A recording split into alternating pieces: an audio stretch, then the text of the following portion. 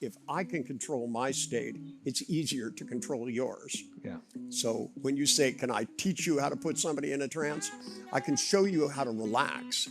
And I intend to do that in a few minutes. And the truth is, the foundation of everything I do is a combination of all things I've absorbed, but really NLP was the base of it all. And I brought Richard, I called him up. I hadn't had the privilege of learning from Richard. I just happened to have been exposed to John first. They're just different worlds. And John and Richard, very different people in radically different ways. And while I have great respect for John, his elegance and his language, I was more associated to Richard, quite frankly, because I'm a little crazy and people sometimes perceive me that way, and sometimes Richard as well. And he came in and I told everybody in the group before I brought him up, I said, people have been very playful and crazy and they learn to do pattern interrupts and things like that. And so I said, Richard, you know, comes from a different world. I come from the streets a little bit. I think Richard has a little bit of that. In the streets, it's a different way of being rapport, and respect's really important. I don't want anything being misinterpreted. He's coming out here. I want to make sure we really take care of him. We said yes. And then Richard came up, and someone came up and interrupted him doing this stupid pattern rep.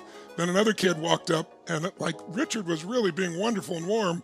And the next person walks up, and he's got like a hat, black hat, and a cape, and he goes, I've got a problem. And he starts talking like he's the Godfather. And Richard's trying to be patient. I remember vividly, I don't know if he remembers this in detail, but he's like, what's his problem? And he had this little guy beside him, and he goes, it's my son. He goes, what's your son's problem? And he said, and the son starts talking like Donald Duck, right? So Richard was still very wonderful, and got the guy to sit down. It's like, leave him alone, let him do his talk, right? Some guy runs up, jumps in Richard's chair, takes Richard's hat. Do you remember this? And his sunglasses, he remembers it all.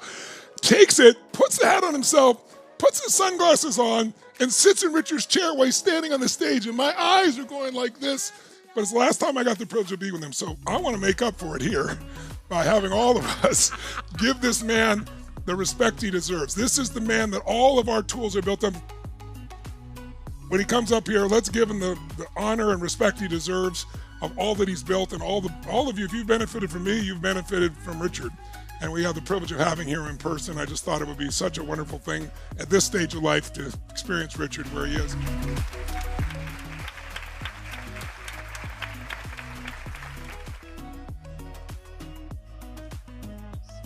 By the way, there's something I'd like to say about Tony inviting me here. I haven't seen him in decades, but I do want to tell you something I have noticed over the years. I have traveled this planet and taught classes on every continent but Antarctica, and I'm not planning to go there either. But nobody has taken my work and inspired more people to do something about their lives than this man, Tony Robbins.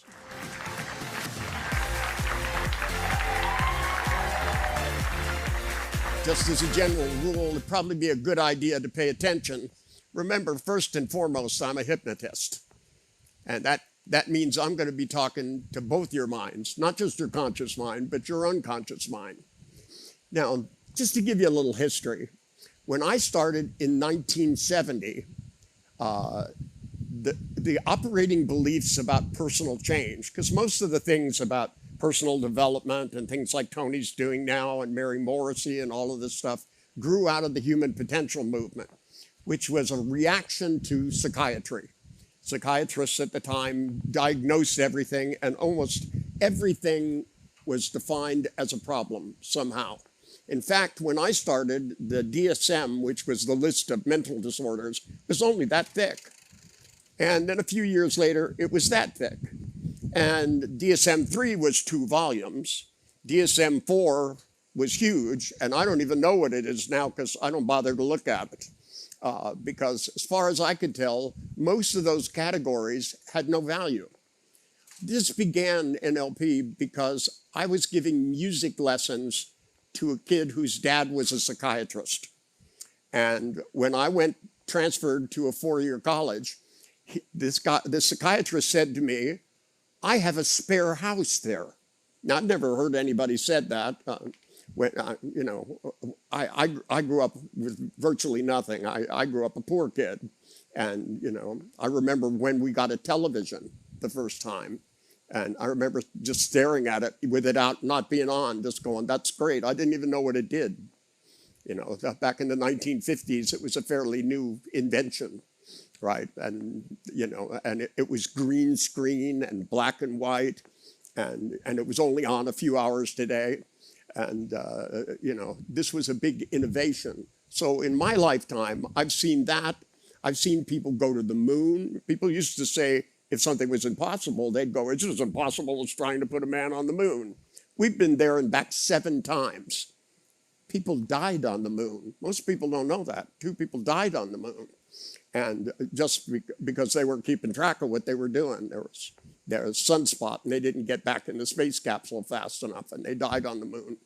You know, and NASA didn't know how to do those things. And when I was talking to Tony yesterday about NASA, and, you know, just the idea that they were going to do something that impossible, because they went to Kennedy and they actually said there are 3 things we could do. We could feed everybody on the planet. He goes, we could probably cure most diseases, or we could go to the moon. And Kennedy went, let's go to the moon. And a lot of people were at that time were very offended by that. And one of the weird things is one of the reasons why we have cures for disease and got rid of smallpox is because of the space program, because we invented the disposable hypodermic needle. And all of the things that had to be invented led to all of the things, your cell phones and all of the things that go on and now, the massive big corporations employing millions of people. A lot of that stuff is a direct result of trying to do something that was impossible. Now, I grew up in a world where most of the people, you know, post-World War II, you know, were doing things, building houses, and you know, the economy was pretty good, you know, at that time because we had a general in charge of the country. And, you know, Dwight D. Eisenhower was president. I remember he ran against a guy named Adlai Stevenson, who was a super liberal, right, you know, who, you know, was interested in feeding people in other countries. And Dwight D. Eisenhower said, what we need are roads, right? And, you know, and there were people that went, how could you vote for somebody that wants to build roads? There'll just be more cars.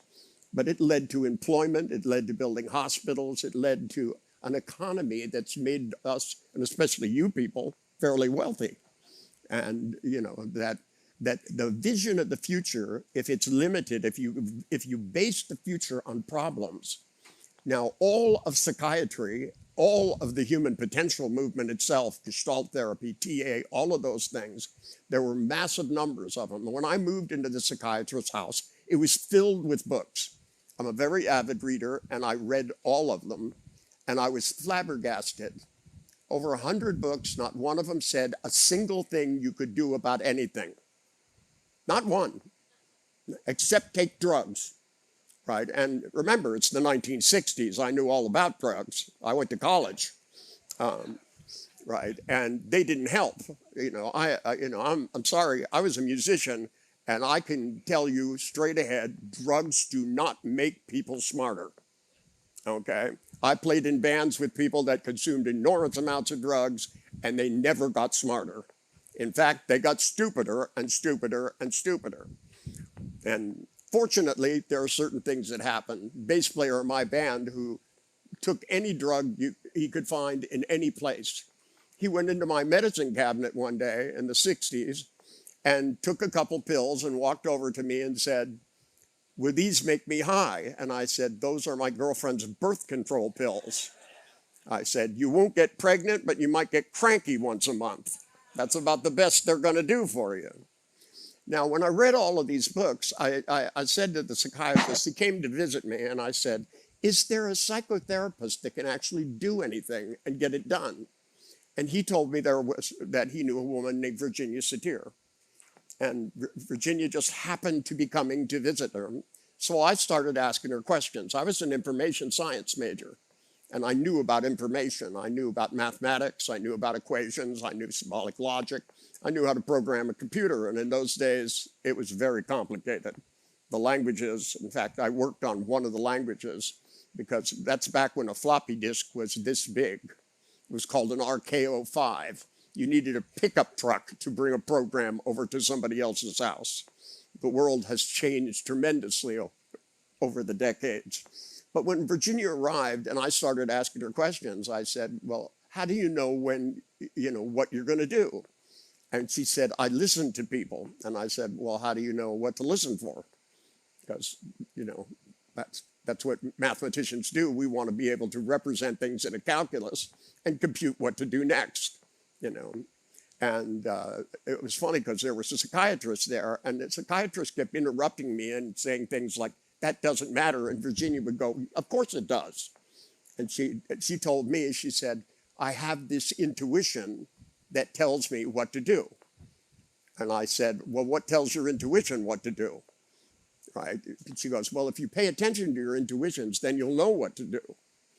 Now, I then went and watched Virginia work with the family. And it was a 3-hour drive. I drove her because she didn't drive very well. And on the way there, she told me to go in her purse and pull out a leather strap, a little strip of leather. And I said, what's this for? And she said, I'm going to see this family. She goes, I'm going to talk to the mother. She said, I'm going to talk to the daughter. And she goes, and the identified patient, because that's what they had in family therapy in those days, was a juvenile delinquent and a lot of other things with schizophrenic tendencies. They always had these lovely labels for everything that basically say that you won't do what they want you to. And I've never met somebody in a mental hospital who is cheerful. You don't go to a mental hospital because you're cheerful. And what happened was, is Virginia says to me, she goes, when I talk to the father, the little girl's going to have an epileptic seizure. I want you to jump on the stage and put this between her teeth so she doesn't bite her tongue. And I thought, cool. You can make people have epileptic seizures? And she said, no. She said, just when I talk to the father, she said, he's going to start to cry. And he's not that kind of person. And the daughter is going to react this way. And I said, how do you know that? And she goes, it's just a feeling I have. I went, great. Where? And she went, in my gut. And I went, in your gut. And I said, then what tells you to have that feeling? And she said, she went like this. She goes, I don't know. And I said, great. That clears it all up. And sure enough, we went in, she started talking to this family. She'd never met them before. She just had a case history that was sent to her. She turns around and starts talking to the father. And I got to tell you, this guy was a prick. I know pricks. I grew up in neighborhoods that were full of them, right? And there was only one way to deal with them, and it was called a 2x4, right? This guy was a first-class prick. He was mean to everybody in his own family. He was a complete asshole, and all of a sudden Virginia turns around and looks at him, and she goes, I hear you talking, and all I can say is, you seem so terrified. She said, it must be really hard for you to lose control of your daughter and your family, and you tried so hard and worked so hard your whole life. She said, I can hear the tears forming behind your eyes. And this guy burst out crying. The kid falls on the floor and has an epileptic seizure. And I took the leather thing and stuck it in the mouth and went, that was so cool. That was just so cool. Somebody did something, predicted what would happen. And when I went back in the audience, 200 people are watching, all licensed psychotherapists. And all people kept saying was, she's so intuitive. Now, I'm a mathematician. I know what that means in English. I can translate that into human. That means I don't have to learn it. That's exactly what it means. It means I can't learn it because she has those intuitions. It's not me. It's not something that's learnable. And I made a decision at that time that I would go through and figure out how to make this predictable, build a calculus for it, and teach other people to do it.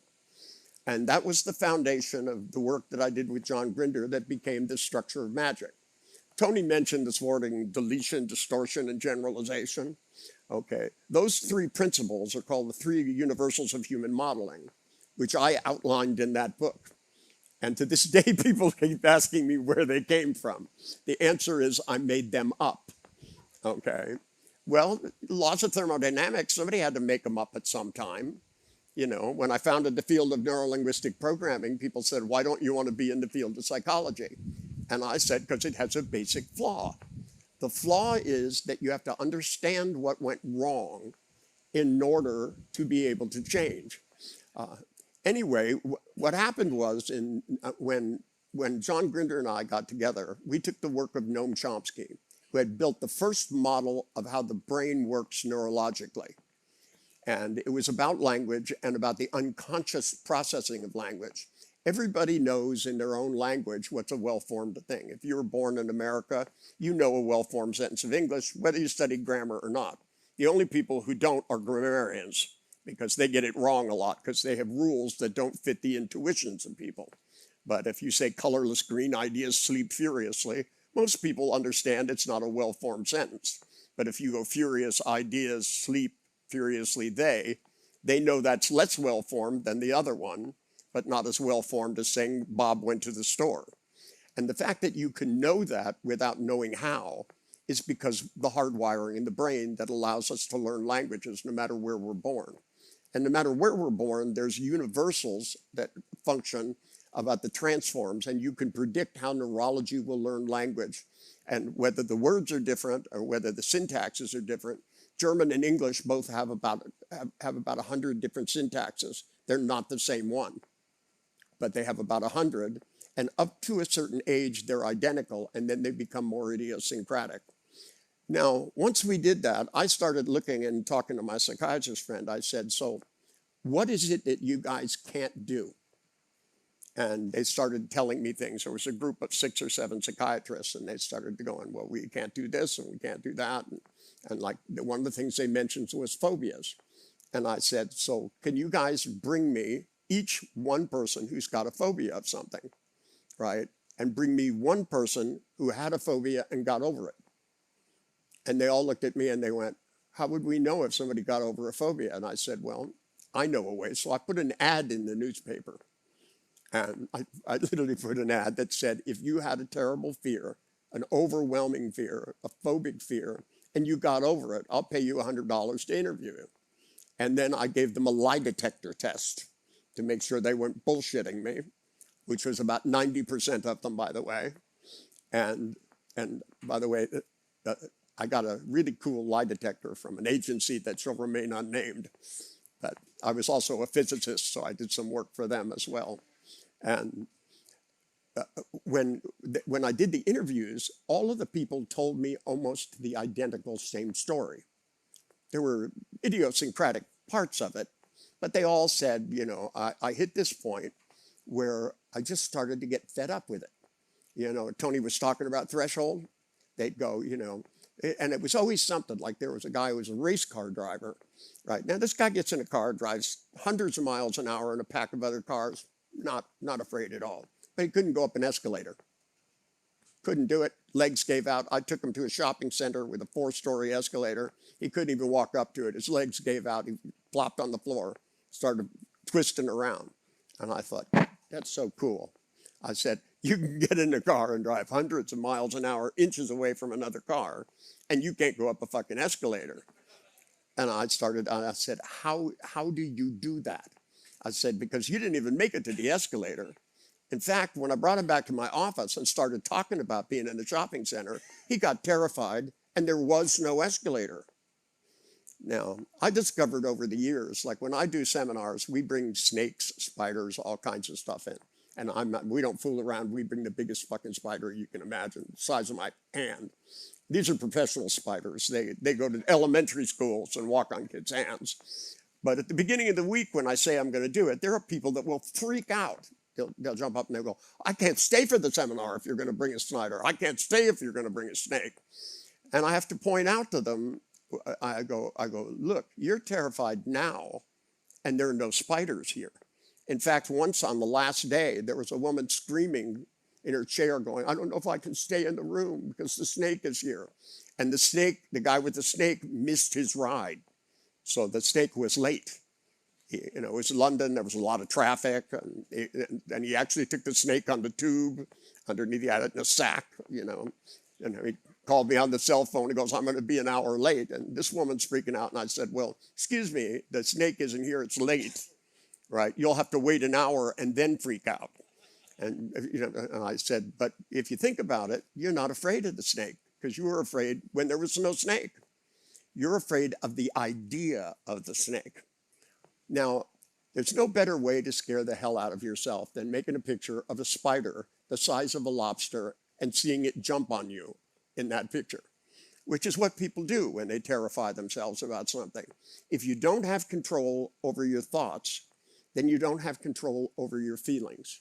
Everything Tony demonstrated today was to get things in proportion. Now, I'm a little more direct about it. I'm more like a sledgehammer. Tony's a little bit more like an artist.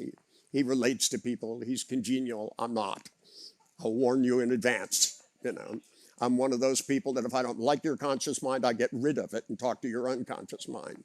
Those people that were in that movie Out Cold, that meant I didn't like them personally until I was done, and then I probably did, because they came up and whined to me about stuff.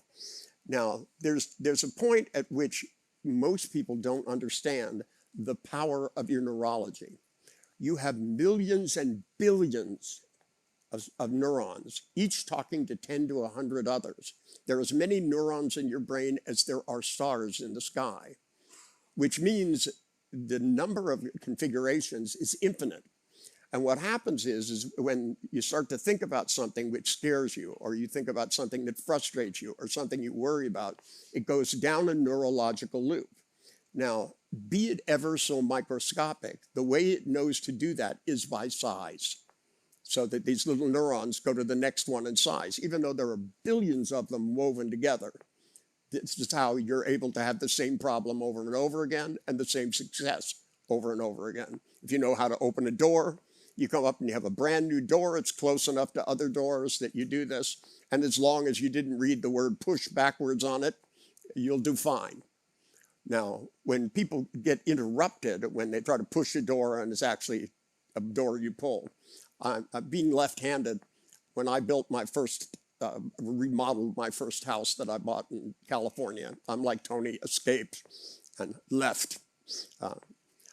I left earlier than he did, and for different reasons, but similar in structure. Especially it was the taxes that got me and things like that.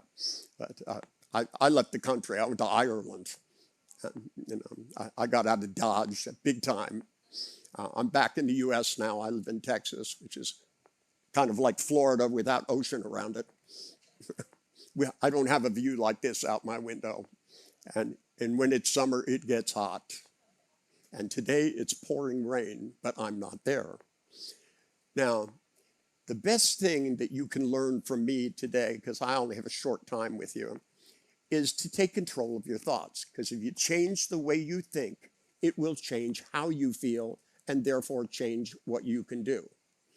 Now, as I went through the years, because as I used to go into hospitals and do crazy ass fucking shit, because being a physicist, I know about the nature of reality.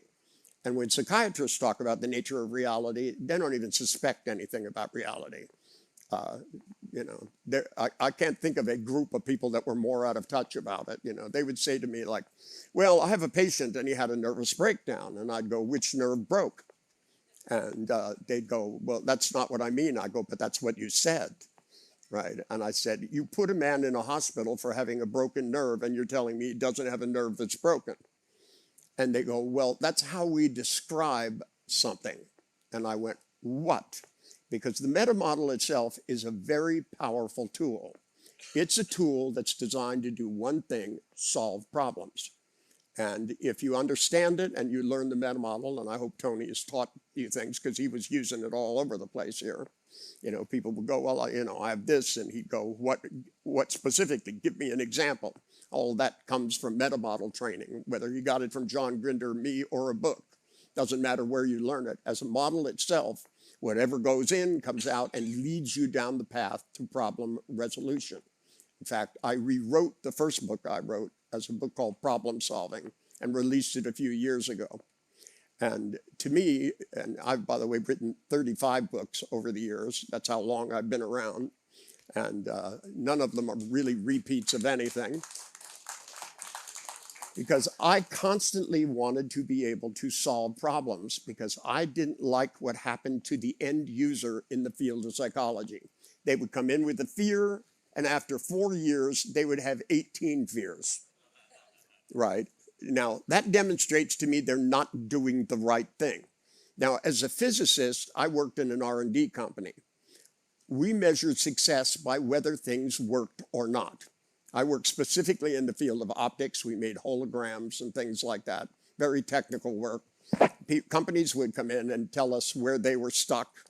And basically, I would use the same tools I used with psychiatric patients to solve their problems. I did it with the military, designing programs. Both Tony and I worked on the pistol training. And we had a very interesting colonel in charge of it that put us things. We did sonar training. I worked with intelligence agencies, corporations, all using the same tools. Because personal problems and business problems in and of themselves are not different in nature. They're all based on our neurology. And if you can make a change that stays permanent. Now, in computer science, there's a thing called a Turing machine. And basically what a Turing machine means is that you store memory, you put a plate in at the cafeteria, and you put another one on and it goes down. It's push down storage. So that the first plate off is actually the last plate you put on. Memory works a little bit like this, even though it's holographic in nature. We all learn new phone numbers and we put that phone number over the new one and then we stop dialing the old number. And now most people don't even bother to remember things. They put it in their phone. If you lose your phone, you lose your friends. You know, it's a risky business nowadays. You know that. So I had a glitch and I lost all my emails or something, and you know, and somebody goes, "Don't you have copies of that?" And somebody said it's probably in the cloud, and I went, "Okay, if you say so." It's a good place for it because you know I can always write another contract. I don't need to remember everything because I'm of the firm belief that the best thing about the past is that it's over. Brad, all that stuff you were doing with Tony, right? You know, the one thing that every time you came back and started talking about the unpleasantness of the past, you were feeling bad, right? Now, I can make a prediction because I've been doing this for longer than you've been alive, right? Which is horrible to say, by the way. I used to be the youngest person in the room, not so much anymore. But when you think about those events in the past where that brought you the emotions and brought you the guilt, is the picture life-size, larger than life? Larger than life. So it's like the Big Lobster, right? I want you to try something real quick. I want you to, what's your favorite color? Pardon? Red. Okay, put a 2-inch red border around it and suddenly shrink it down to the size of a postage stamp. Blink it black and white. He doesn't need a microphone. I'll repeat anything that's important. Okay, did you do that? Okay, see, pattern interrupts. The only trouble with pattern interrupts is they don't last. You keep having to interrupt them over and over again. Okay, big, larger than life memory. Put a border around it, a red border. Okay, once you have the red border, shrink it down, size of a postage stamp, and then go white, black, and go really fast. You got it? Okay. Now I want you to try and go back and feel bad about it. Oops. Okay, that's called neurological change. Okay. See, if the best thing about the past is that it's over, you have to do something with it. You were running those neurons that led to the bad feeling, and then it would circle around until it habituated, because every nerve will habituate. See, in fact, there's a woman named Dorothy Kimura. She's a neurologist. And in 1972, I stumbled across a journal article written in some neurological journal, and your eyes vibrate all the time like this. And the reason they do that is if they held still, the nerves would habituate in your brain. So your eyes have microscopic jiggling all the time. So being ever the scientist she was, she attached a picture on a thing to the eyeball, to both eyeballs, a little picture, and people would look at it and then it would go and disappear because it wasn't hitting a different nerve. And once the nerve habituates, it just stops doing what it's doing. And then she asked them, she said, what was it a picture of? And to her surprise, 85% of the population stopped and looked up and to the left. Now, when I read that journal article, I went, that's very interesting. So I went to my class at the university. I had 300 people, and I said, what color are your mother's eyes? And everybody looked up and to the left, except the people with the watch on this arm. They were left-handed. And that's where accessing cues came from, that little chart that was on the beginning of that movie, which tells you things. Now, when I saw Virginia work, I went back and looked at Virginia. I noticed that Virginia did something, that when people walked up, she would go, what do you want? She, not consciously, but unconsciously, would watch the movement of their eyes and shift her predicates. So that with some people, she'd go, what do you see that you need? And with some people, they go, what do you feel is missing? And with some people, she goes, what do you tell yourself the problem is? And by switching from one representational system to another, she was able to communicate better because it tells you about the consciousness of the person you're dealing with. I knew you were making pictures larger than life because when you'd stop and go, and Tony would say, so when you think about what you were guilty about, and you would look up, whatever it was, wasn't that big. You know, that if you observe people, most of the time you can tell. Now, I know that what he did changed your attitude and would propel you into the future. But if the past isn't holding you back, you're going to go faster because you will be able to line up both your conscious and unconscious activity to go in the same direction. And when you don't have those two lined up, then you start tripping over your own toes. You start going in the direction, and then doubts and fears start coming, and you keep having to push them away and do it by force of will, which is great, but you don't need to if you know how your brain works. My job was to figure out how you use consciousness. Now, Tony was talking about what you focus on. Okay, to me, the conscious mind is like a flashlight in a dark room. It's shining on some things and not others. And if it's shining in the right place, then you'll go the right direction. If you're trying to find your way out of a door and you're shining it on the ceiling, you're never going to get out. You'll bang into everything. And the trick with a lot of the meta model is to get you to focus on the right direction. Tony got you to focus on the right direction. Now, I want you to think about what would be difficult for you to do at this point. Because you were optimistic. But did it seem easy what you were about to do?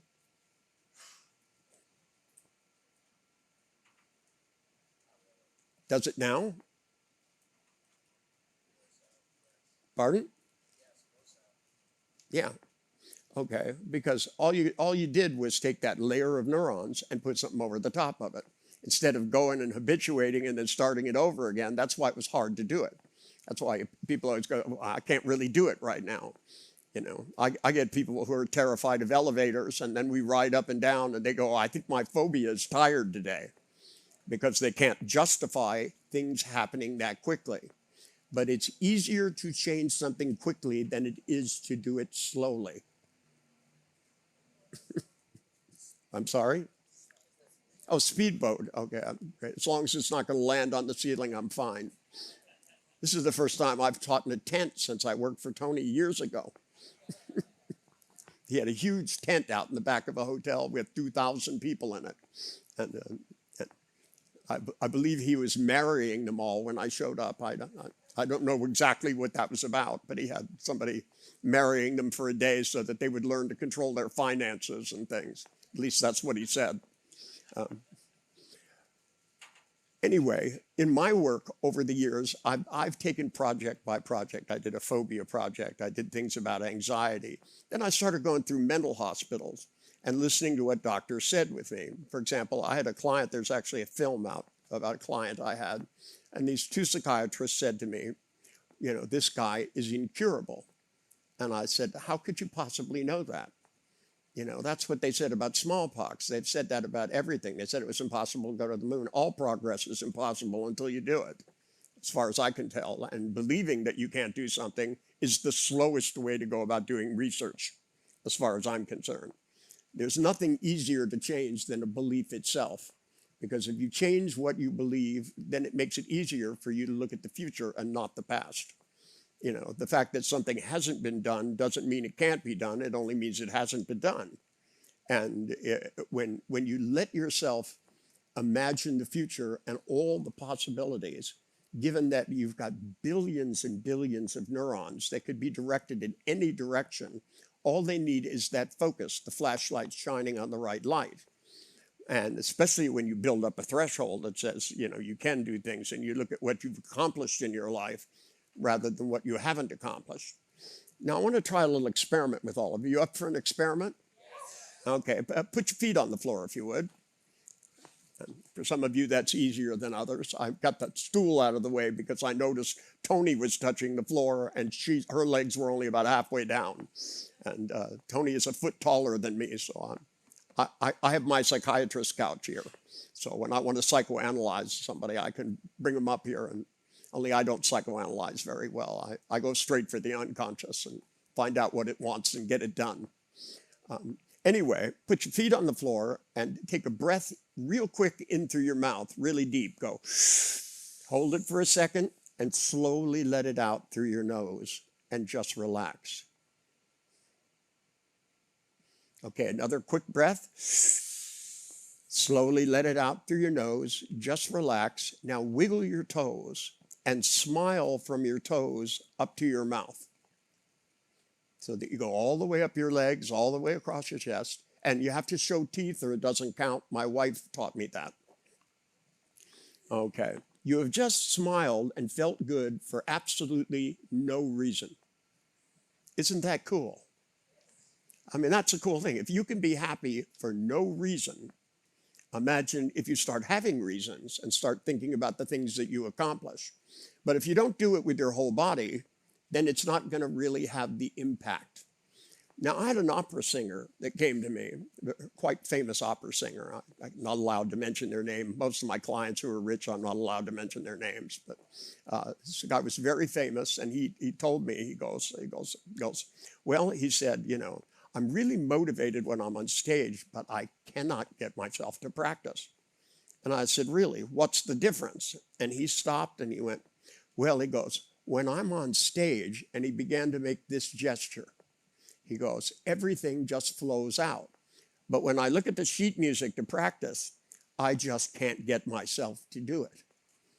And so I went back to neurology and I started looking at the difference between what's called the anthemic nervous system.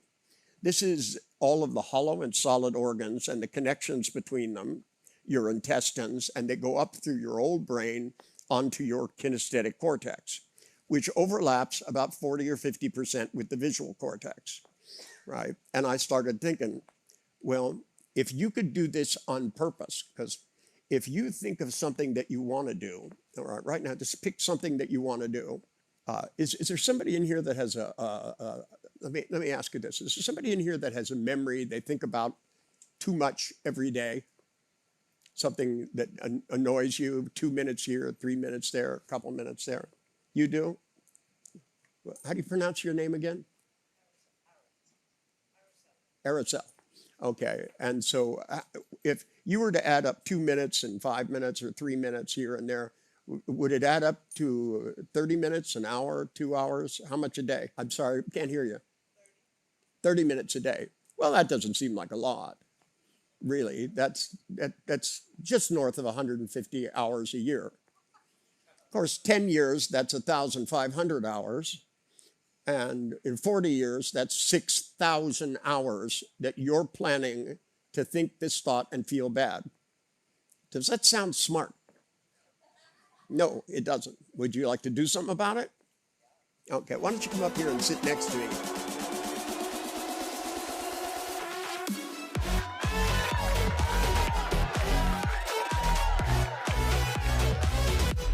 I'm going to need you to hold the microphone. Okay. She's going to be busy.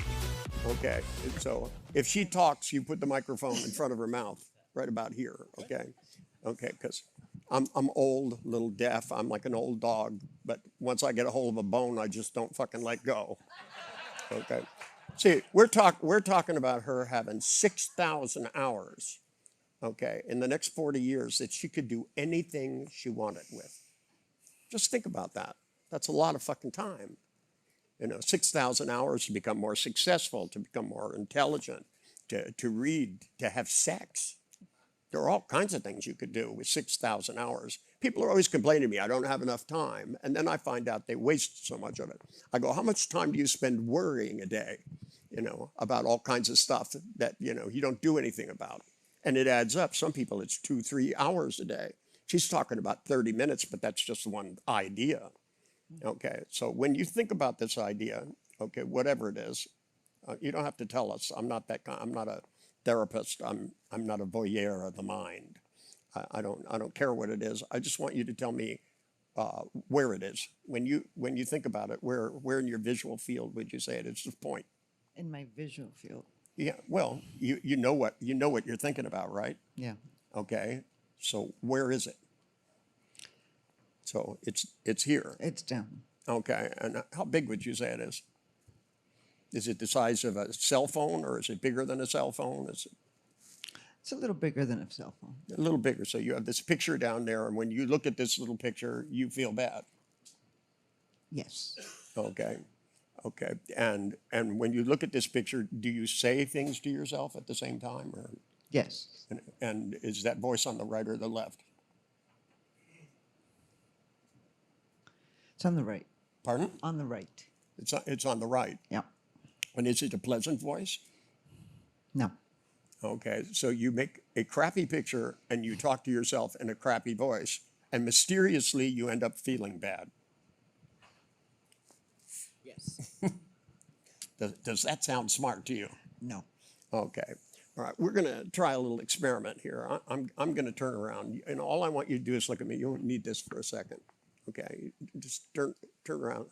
You just need to turn your head. You don't have to turn your whole body. You may not want to turn your whole body, trust me. Okay, just look me in the eye. I want you to take a deep breath when I do. Let it out slowly. And I'm going to look you in the eye, and I'm going to start to alter my state of consciousness, and you're going to go with me. Here we go. That's it. Your peripheral vision will begin to tunnel a little bit.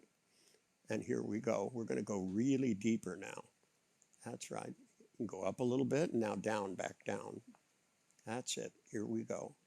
Deeper and deeper and deeper still. Now just close your eyes, and I'm going to lift up your arm, and it's going to go stiff like that, and it's just going to stay there.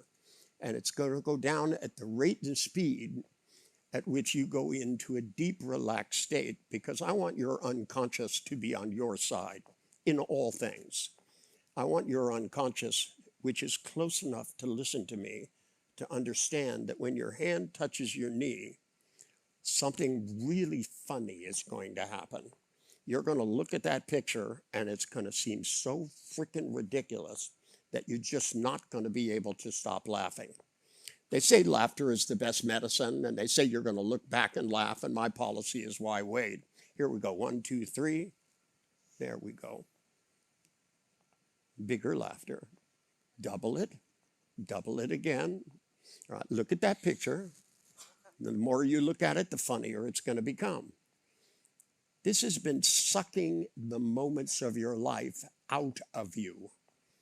Because when you talk to yourself in bad voices and you make pictures that make you feel bad, it takes up the currency of living. The currency of living is how you spend your moments. That's all there is to it. And when you waste those moments and throw them away, instead of make rational decisions about it, now, since you're laughing about it, and that feels better, you might as well wiggle your toes and laugh all the way up, right? Now, what I want you to do is to realize I'm going to lift up your arm one more time. Only this time you're going to go deep and really relax. 1, 2, really relax. All the way down. Let your head fall. Just let yourself relax. That's it. Deeper, deeper, and deeper, and deeper still.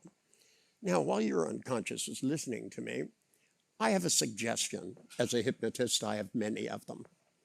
My suggestion is that you think of something better to do, something that would make your life wonderful, something that would make it something that you really desire to accomplish, something that would be a challenge. And that you take it and you take that little tiny picture that's been annoying you, you shrink it down to a dot, and you replace it with that picture, only you make it so big that it's as big as this tent that we're in. and you look at it, and I want you to wet your lips. Because desire comes from neurology. Oddly enough, the lips take up 1/3 of the motor cortex. So when you wet your lips with desire, it changes your physiology. It tells your cortex to desire things. Now, I want you also to go back and look at that evil little picture for the last time. And I want you to take a deep breath and sigh.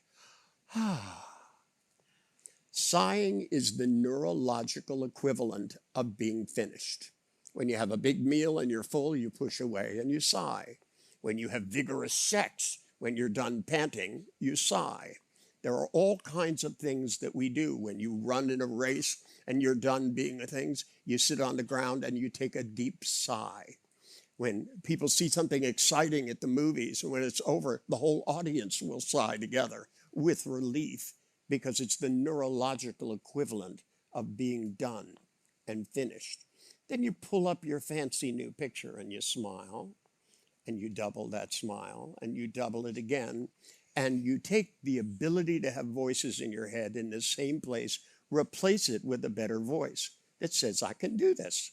Now that I have the time, I have all the time in the world. This is just one bad idea. You could do this with 1,000. And now, I'm going to reach over and I'm going to touch you on the knee, and you're going to come out of this nice, pleasant, relaxed state like a rocket ship. You're going to have this overwhelming sense of motivation. And just like he had a feeling that went in a circle that got stronger, your feelings are going to get stronger, because you're going to want to do this and accomplish these things and get things done for the rest of your life. 1, 2, 3, zip, all the way up. Thank you so much, dear.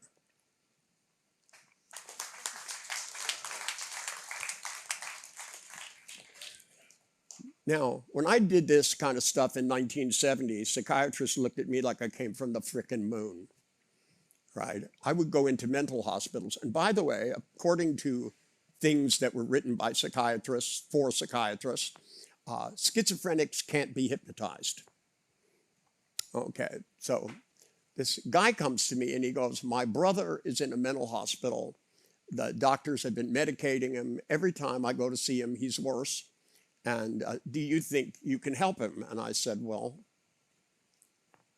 why is he in a mental hospital rather than at your house?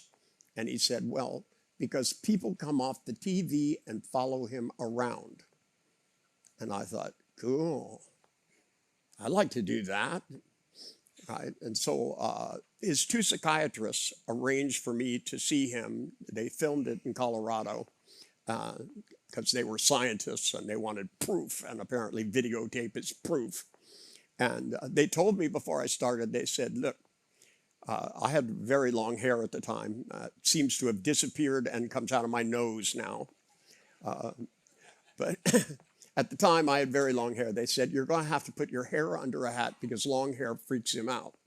And I went, right, don't have long hair. And they said, and don't touch him because he will freak out. And I said, right. And they said, and you can't hypnotize him because he's schizophrenic. And I went, right. And he walked in the room. I grabbed his hand and I put him into a trance. And he seemed to be fine. Apparently, he didn't read the rules, so he didn't know how to follow them. But then I sat him down and I asked him a question. I said, so they told me that people come off the TV and follow you around. And I said, who specifically? Right out of the meta model. And he said, have you ever seen Little House on the Prairie? This is some decades ago, and it was still on TV then. And he said, you know that little bitch Mary? And I said, well, not personally, but I have a feeling I'm going to meet her soon. And he said, yeah. And then there was a list. There was a televangelist, and he went down this list of horrible people that came and followed him around. And he would turn around and argue with them, and then they would arrest him and put him in a mental hospital. And then they would medicate him, because that's what you do. When people are hallucinating, you would give them more drugs. Makes perfect sense to me. You know, if you're not taking enough drugs, then you'll hallucinate floridly. And it says to me, he goes, they said, I said to him, I said, they told me you were schizophrenic. I'm really confused. You don't seem schizophrenic to me. And he goes, well, he goes, but I see people. And I said, right. I said, the problem isn't that you're seeing people. I said, it's that you're watching the wrong TV shows. And this schizophrenic looks at me and says, what do you mean? And I said, have you heard about the Playboy channel? In an instant, this light went on in his eye, like bing. But then I told him, I said, have you ever watched Bugs Bunny? And he said, yeah. I said, do you remember the cartoon where Bugs, right, is yelling at the artist, and the artist erases his legs, and Bugs gets really mad, and then the artist erases it. And he goes, yeah. And I said, can you see a TV here? Well, he hallucinates floridly. They wouldn't let me have a TV. They thought it was too dangerous, you know, because TVs are what causes the schizophrenia. Anyway, so I had him hallucinate a TV. He was in trance, and I had him watch the Bugs Bunny cartoon, and I pulled the pencil out of it and handed him the pencil. And when he took the pencil, I told him to go around and erase Mary's head, and then erase the other person, so he could take control of his hallucinations. And for some reason, that seemed to work. And later on, his brother called me and said that they were out in public, and every once in a while he would pull out his pencil and erase something, but apparently it was better than taking narcotics and being incarcerated for being stupid. You know, that you're not supposed to watch people come off the TV and follow you around. It's supposed to stop at the screen. You know, although I went and saw The Exorcist, which, by the way, I thought was the funniest movie I have ever seen. Right, and apparently that made me inappropriate in the theater. I literally part of the way through was asked to leave because I couldn't stop laughing. That line, nice day for an exorcism, I just thought that was the funniest thing I'd ever heard. But then I didn't grow up very religious, and apparently the people in the theater did, and it scared the piss out of them. The 5 people that went to the theater with me went back to my house afterwards and sat in the living room, and they all looked freaking terrified. And I said to one of them, I said, what's the matter? And he goes, I can't stop thinking about that movie. And I said, really? Because we went and saw it on a really big screen. You know, they had just started making these humongous screens in theaters. And, one kid that was a musician I played with said to me, he goes, I just, you know, he says, I keep seeing that girl. And he goes, I'm afraid she's going to come tonight when I'm asleep. And I said, so you went to the theater and saw a scary movie, scared the shit out of yourself, and you're coming home to practice, and now you're giving yourself suggestions about when you're going to hallucinate this and scare the piss out of yourself later. Good plan. To me, the brain is designed to plan. It's designed to remember, and you should remember what worked, and you should remember what doesn't work. Psychiatrists told me, and psychotherapists told me, and I do love the name Psycho, the rapist. That's a great name. It says it right on their door. That for me, that when I see this kind of stuff over the years, I worked with a whole bunch of educationally handicapped kids once. I helped a principal of a school, got a stroke, and lost his speech and his movement, and I helped him recover both. And so he said, do you think you could do something with learning disabled kids? And I'd never heard the term before. And I said, I'm sorry, you mean brain damaged?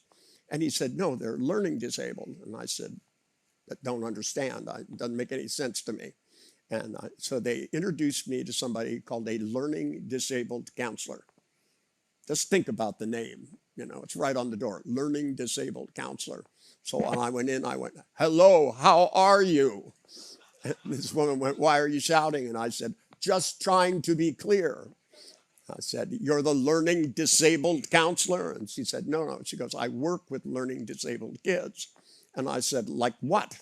So they gave me 5 fifth graders, and they read these big files on them. And there was one they said was crossed hemisphered. And I said, so when you x-ray the brain, the flat part is on the outside and the curves go in? And they went, no. They go, it's just a diagnosis. And I went, well, what does it represent? What can this kid not do? Or what does he do that he's not supposed to? Because there are really only 4 choices. You're either doing something you're not supposed to, or you're not doing something you are supposed to, or you don't even suspect what's going on. There are relative possibilities. You either want something and you don't have it, you don't have something that you want, right? Or you want something and you have it, or you don't want it and you don't have it, but you probably need it. I mean, those are the four major categories of all my work. And when I look at things, I try to figure out what I have to plug into those boxes, tells me what to do. She said to me, she goes, well, all 5 of them are spelling at a 2nd grade level. And I went, grade level? I said, who made this stuff up? Right? And she goes, it's required by the state of California. And I went, ooh, you know, the state of California, this is a state that's now $17 billion in debt. They spent $17 billion they don't have, and it's just proposed to spend $700 million on reparations, right? And, you know, all of the slaves are dead, by the way. Are they going to pile money on their graves? I'm confused about that. No, they're going to do genetic testing. They're going to hire and set up labs to genetically test you, which means they're going to have to dig up all these slaves to find out.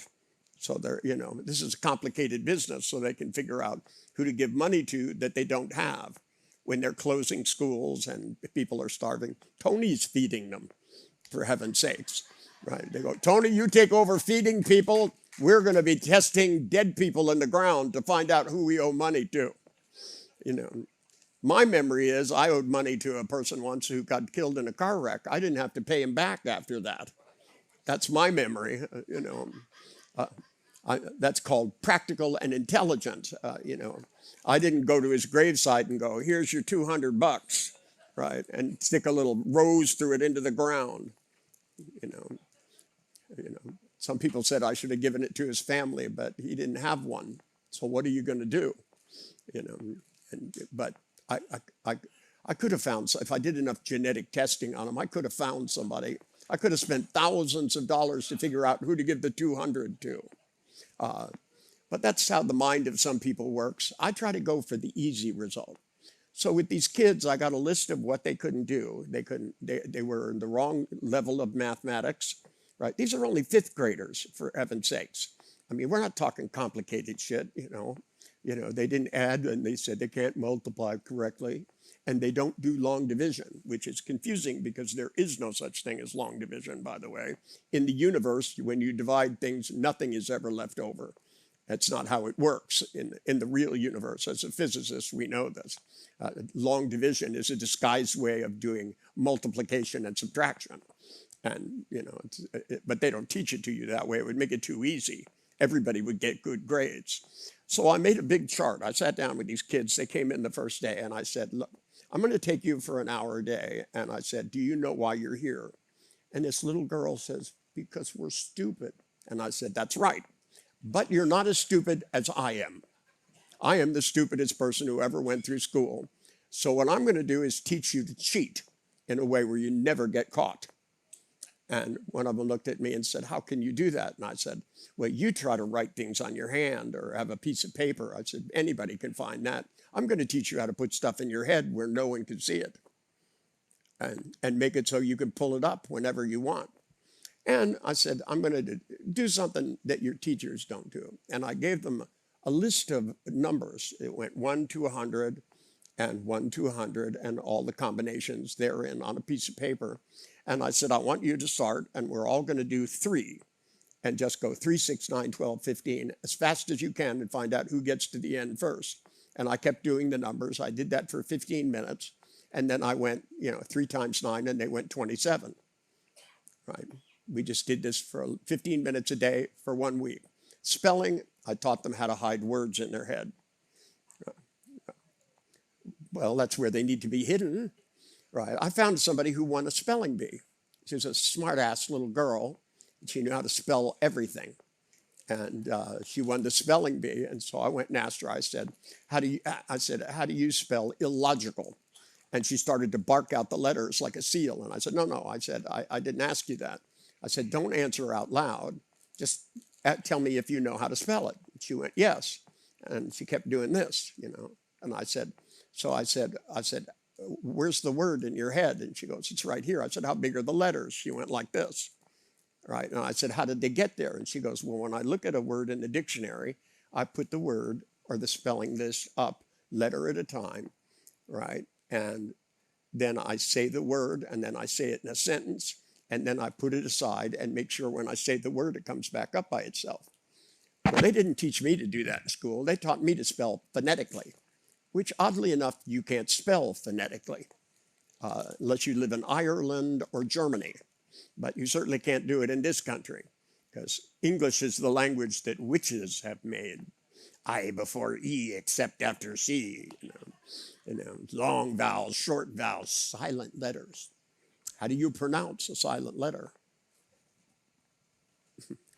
Crazy ass stuff. But when I taught the kids to do this for an hour a day, so I taught them math, I taught them that, and then I taught them to have a memory castle so that they had a place to put dates for memorizing dates of things, and a place to put different things that the teacher would teach you or anything she wrote on the blackboard so they could put it away and pull it back up. And then they went in, and at the end of the week, the teacher gave them a spelling test. And they all got really good grades. They got all of them because she gave me the 10 spelling tests for the year. And they weren't that difficult of words. And I had started out with harder words and then went to easier ones, because it's still, a word is one picture. It's not longer letters don't mean it's a harder word. It just means it's you have to make the picture a little bigger so you can see the letters clearly.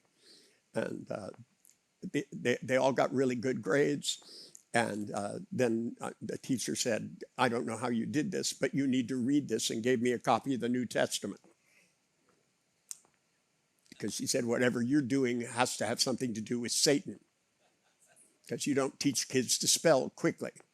The truth is, all of you learn faster if you learn quickly and more permanently. If I put stick figures on a deck of cards and flip them in front of you, you'll see a basketball player bounce the basketball and throw it in a hoop. If I handed you one a week for a year, you would have no idea what happened. The brain learns by patterning itself. The fact that ideas run through your mind quickly is what makes them work. By making that picture and shrinking it down and blinking it black and white, your brain learned not to think about it the way you were, because you left it intact. And the minute you put a border around it, you moved it from one hemisphere to another. So you neurologically changed the idea. I love the way you guys are writing this stuff down. Now you're going to have to read your notes and understand them. That's going to be complicated. I have this in books. You can read this stuff. It's really easy. You can go online and download them. Stuff. All of it. I wrote a book called Using Your Brain for Change that tells you how to get over phobias and do this stuff. I wrote a book about education that tells you all this stuff. It's all written down, and mostly it's being bootlegged all over the place. There are all kinds of people doing NLP. In fact, now to become an NLP person, really all you need is a printer. You can say, I'm an NLP trainer. That's why we have licensed, because, we have trademarks on things. In fact, when they told Tony he couldn't do NLP, I certified him and said, come after me. Well, he's spreading information to everybody. I don't care if he's sticking his own stuff in it. Everybody does that. I did that. This wasn't my idea. I found all this stuff in people's heads and neurology journals. I just put it in a package which made it more learnable to people, because I wanted to change the idea that insight produced change, because it's not a viable thing. Somebody falls in a creek, right, and they end up with the phobia of water. They're now 35 or 40 years old, and they can't swim, and they can't take a bath. And the psychiatrist brings them to me, and they go, well, the root cause of the problem, we're still exploring. I'm having him relive the trauma from his childhood. And I'm going, well, excuse me, if he could learn to be terrified in 30 seconds, then why should it take longer for him to learn to go into the water and learn to swim? It just doesn't make sense. If the brain can learn quickly, it can learn quickly. And the idea that, these traumatic effects sure, your life history influenced you, but it doesn't control you, and it shouldn't control you. That's not the nature of learning for human beings. Tony was having people that have problems with their business. Is there somebody in here who's got another one?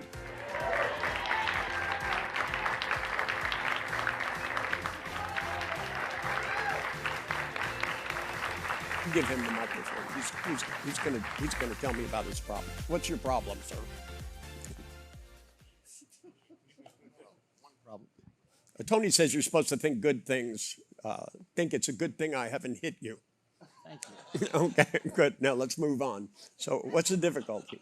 I think that sometimes I get tired during the day, and I'll tell you a trick. Hold the microphone here. thank like you that, very and- much, Richard. Okay, you don't have to look at it. The sound will fall in it. Okay. Sometimes I get tired during the day, and I So think that it's something that I keep triggering in thought. Yeah, you think so? I do. Okay. And so what if I was going to fill in for you a day and get tired in your behalf? I would love that. Wouldn't that be cool? Yeah. Temporary help is hard to find. It's definitely hard to find, Okay. especially for this. What would I have to do phobia. to make myself tired in the middle of the day? It just comes on. No, it doesn't. Well, it Just seems is to. that magic word. Whenever you hear somebody say the just, it translates to the word only, and it isn't. It just means you're not conscious of it yet. Okay. So do you have to say something to yourself to have that feeling, or do you think something? I definitely think it. I think it's time. You think? What do you mean? I just assume it's coming because it's come so many times, and I figure it's coming. After a couple hours, I start to get a little tired. And so when you assume it, do you tell yourself this? Or I'm definitely having a conversation going, here it comes again. okay, and do you hear the voice coming out of your mouth, or do you hear it coming from the side, or I is think it it's talking coming towards you? inside my head, and Well, I get it's inside your head because Yeah. I can't hear it. Okay, but is it coming toward? Does it sound like it's coming towards you, or coming out of you, or? it feels like an inside thought. So Well, I'm not necessarily aware of which direction it's coming from, to be honest, at this Okay, moment. well, if I'm going to do it for you, you're going to have to be more clear about this. Okay. Okay, so try to make yourself tired right now. What would you have to do? I would probably just assume it was coming. And Okay, now when you assume it's coming, what do you do? What would I have to do to assume that something is coming? Because you could assume that you're going to light up with motivation and have a great fucking day. That would be a possibility. That'd be a damn good replacement. Okay, well, I'm working on it. Thank you. Okay, okay, but I have to know where the assumption machine is. Yeah. Okay, It's definitely coming in from inside my head. It feels like it's from this side. okay. So does it feel like it's going out of your head or into your head? It might feel like it's swirling. Shit, I don't know, Richard, at this moment. Well, try them both and find out which one fits. Okay. There I go up to the left, huh? You saw that. Yeah, I did. I did. I noticed it too. Every single time. Okay. So you make a little picture, okay? And what's in the picture? I just start to feel like I'm going to start yawning and Okay. dozing off. Okay. And do you see yourself dozing off in the picture? No, it's a feeling. Okay. Well, yeah, I know you feel it, but the question is, how do you know when to feel it? You have to have something that tells you what to do. Okay. I mean, you know which way the feeling goes. Okay. And if it went faster, you'd probably get more tired. I just start to get tired. Okay. I start to get I start getting foggy in my thoughts, and I go, okay, let me go clear my mind. Let me go rest for 10 minutes. Okay. And if you get foggy in your thoughts, what does that look like?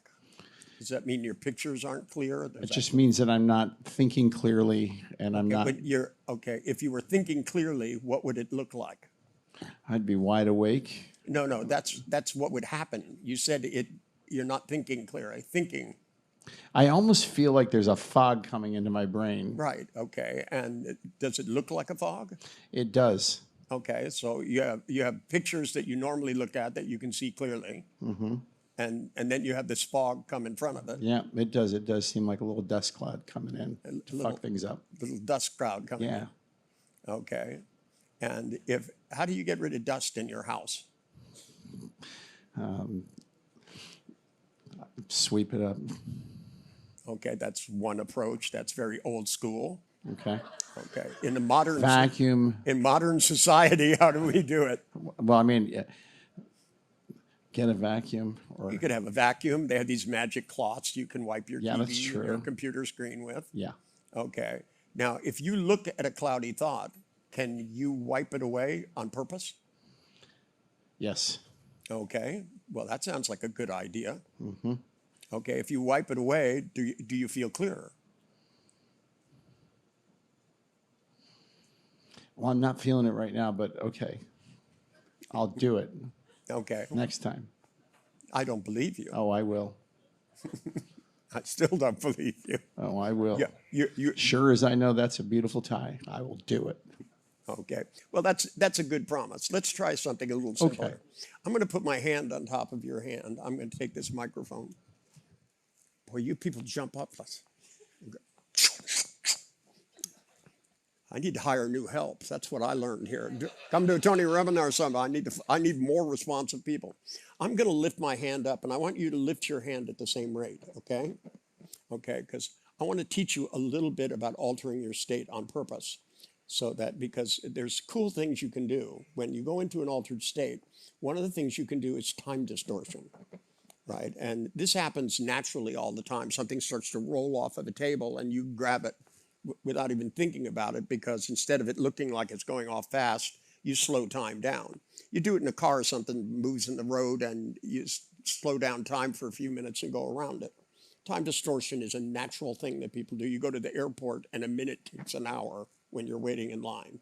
That's the wrong kind of time distortion. Now, when I lift my hand up, I want you to just make sure your hand continues to touch mine. That's right. And we're just going to relax together. That's right. One more double blink. That's right. Here we go. That's right. A little deeper. Now take a breath in through your mouth. Slowly let it out of your nose and just relax and let go of all that tension. And let your hand continue to go up and just stop right there. Now I'm going to put my hand on your shoulder. This is called stress, okay? And that tight muscle is going to suddenly relax the minute my hand relaxes. There we go. You can do this on purpose. Feelings aren't what happened to us. Feelings are the byproduct of what we do. And if you soften your skin, the muscle underneath it softens. If you stiffen your arm like this and sleep, just relax and go down and relax even deeper and deeper still. Let it all go for a moment, because I want a total refresh button in your head. We all need little buttons in our head that remind us of things. If we work really hard and we focus our attention really intensely and we don't ever get a break, then we'll start to fatigue. But if you know how to relax, that's right. Just relax that. Get every little ounce of, that's right. See that little knot there? That's going to disappear now. That's right. And all I'm doing is putting my finger on a knot in a muscle. Then I tighten the rest of my hand. And when I relax my hand, the knot goes away, because the skin tells the muscles what to do. And when you reach for a glass, your arm extends out. When the hand touches the glass, every muscle relaxes and you reverse the process. See, it's one of those cool things. It's like when I worked with biofeedback, one of the things I did was to teach biofeedback people not to measure where people are, but to measure where they were going and how fast they were getting there. Because when you get one of those biofeedback machines and you start to relax and you go, I'm going to relax, and then it goes, and then you go, oh, well, and then it goes, and it tells you where you are. It doesn't tell you where you're going. Now, if you take the same calculations and you measure the speed with which you're going into alpha, so that you take actually the second mathematical derivation, what happens is people learn it really quickly, because it's how the brain works. When you reach for something, it's slow at first and fast at the end. When you take food into your mouth, it's slow until you get near your mouth, and it's quicker, because the more you zero in on a target. Your target here is to feel refreshed. And when you come out of this state in a few moments, you're going to, for a few seconds, you're going to push a little button in your mind. We're going to put a little button in there that says on it, refresh. Okay. And when you have that button, I want you to just nod yes, so that I know. Okay. Now, we're going to hook that up so that when I touch your hand, the refresh button's going to go in, so you could press it anytime you want. and the fog is going to clear. Your mind's going to get crystal clear beyond belief. You're going to come out of this relaxed state like a rocket ship with a sense of enthusiasm and excitement. You're going to feel great, and you're going to smile. Because if you don't smile, it ain't worth it. Trust me, you got to learn to smile, especially at the crap, because if you don't, it will haunt you your whole life. You'll end up wasting tens of thousands of fucking hours about something that's really silly, especially when you think about it. I had a 60-year-old woman come into me, right? I'm 27 years old. And she goes, I can't stop fighting with my mother. And I said, did you bring her? And she goes, my mother died 50 years ago. And I said, so you're talking to dead people? Because I saw somebody do that yesterday, and I know it can be done. And she goes, of course not. It's all in my head. She goes, I have the same arguments we had when I was a kid. And I said, and you do this, do they pay you to do this? And she went, no, I don't get paid to do it. And I said, well, does it sound smart? Because if you're fogging up when you should be working, then you need a moment where you go in and totally refresh yourself. So I'm going to count to 3 and squeeze your wrist. And when I do, that button's going to go down. You're going to smile. Your nervous system is going to light up. You're going to feel clear, crystal clear, super refreshed. And you're going to do it 1, 2, 3, now.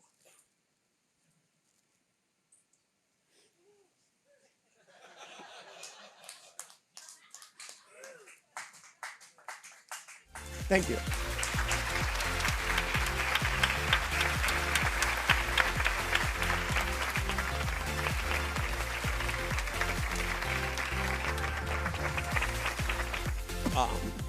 I'm just kind of sampling through things that I've done over the years. And anyway, I thought I'd have a few moments and see if you have any questions. Yes, sir. What if you know you should do it and you still talk yourself into not doing it? Like exercise. What if, I'm sorry, I'm confused. I'll wake up at 5 in the morning, all determined. Me personally, what if I don't do it and I can't talk to myself? Are we talking about you or me? Me. Oh, okay. Oh, so this is the intellectual we. Well, the first thing to do is start talking about yourself instead of me. Correct. Because I take insults personally. And I may be old, but I'm still fucking lethal. I can see that. It's evident. Oh, okay. I thought you were insulting me because I would never do that to me. Now, I don't know why you do, but when you say what if, are you really asking me how to stop this? How to stop this? Okay, well, why don't you sit down and talk to me for a minute?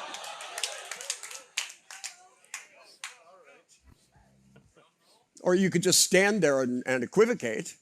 No. Go ahead. So long as you don't make me jump like a bunny rabbit out here. Ooh, that's tempting.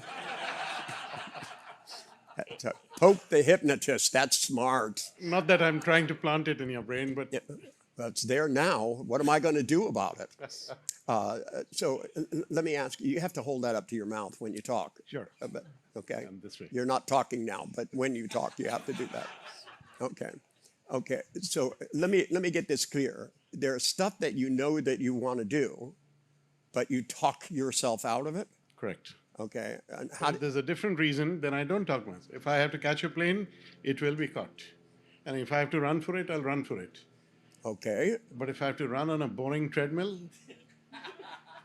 ain't happening. Oh, you mean how to get yourself to do stuff that's good for you, but you don't, it's not fun. Tony was talking about that maintenance stuff, right? Because I go to the gym and pick up shit that's way too fucking heavy and put it down and then pick it up again. It seems really fucking pointless to me. Correct. But I like the effect, right? See, if you think short term and you go, do I want to go to the gym? Really, the answer is no. Do I want to pick this up? No. Do I want to run on the treadmill? No. But the question is, do you want to live a long time and be healthy? Sure. Right. If you ask the wrong question, you get the wrong answer. Right. Now, if you picture, how old are you now?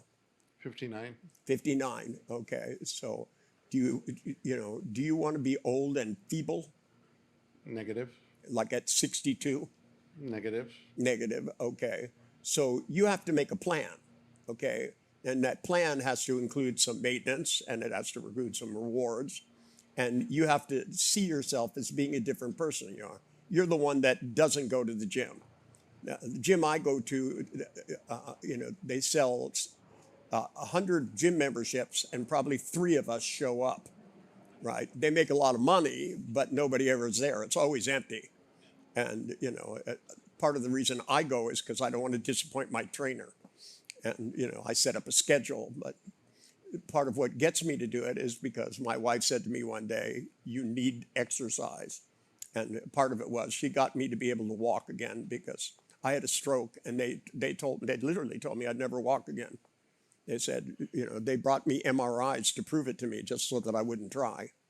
And they showed me pictures, and they brought in a wheelchair and told me it was going to be my new best friend. And I looked at them and I said, there's nobody in that chair. And they said, you're going to spend your life in a chair like this. And I said, oh, yeah? And I swung my legs around and stood up. I have to admit, I was mostly leaning against the bed, but I just didn't like the idea of being helpless. Now, do you like the idea of being helpless and not things? Do you want your lungs to get clogged? Do you want all those bad things to happen? Or do you have a vision of yourself being healthier than you are now? I do. You do. Okay. What is it? Far off in the distance, or how? It's far away, out of reach. How far? Maybe somewhere towards the end of the room, but not further. So you have a plan, but it's like somewhere across the fucking room? Yeah, it's way outside of reach. Okay. And so you see yourself being healthy at some time in the far distant future. Are there any steps between that picture and you now? Right now, I don't see a The path. answer is no. No. Okay. I can see the pictures, and there's none in between. Okay. If you're not connected to your own desires, right? I mean, if you're going to cook a meal, right, do you go into the refrigerator and go, there's no chicken, how can I cook chicken? Or do you plan ahead of time and get the correct ingredients? Plan ahead of time or go somewhere where there's chicken. Okay. Right. That's Okay. easier. So that's called planning, right? This is a desire without planning. When you have a desire without planning, then it's hard to go for it. See, if you look at that picture off in the distance, to begin with, let's pull it a little closer. Let's pull it so that it's just beyond my hand. Okay. Okay. And then I want you to think, being the guy you are now, the weight you are now, the healthiest that you are now, from you to get from here to there, how much do you have to do, and where would you start? I'll start now. Okay. Well, you can't start now. You're sitting in a chair next to me. You have to think, when I go home, do you have a treadmill at home? Yeah. Okay. Do you hang clothes on it or run on it? No.